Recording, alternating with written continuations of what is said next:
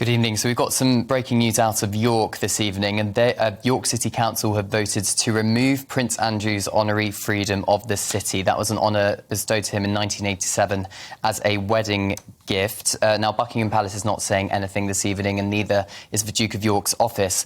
We do know back in March, the Duke of York settled out of court in a civil sex case against him. Virginia Giuffre accused him of sexually assaulting her when she was a teenager.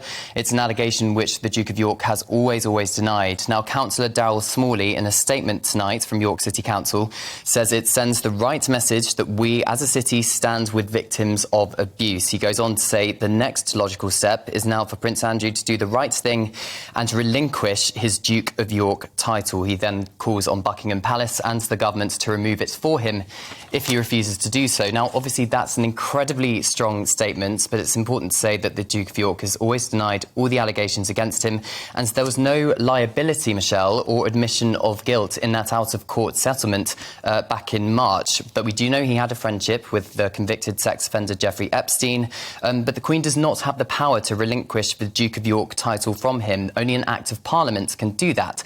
So the question tonight, Michelle, is it's up to MPs to decide whether they feel as strongly as York City councillors have tonight. All of this, of course, happening just a month before the Queen's Platinum Jubilee in June. And so I think it's going to be a very uncomfortable night for the Palace.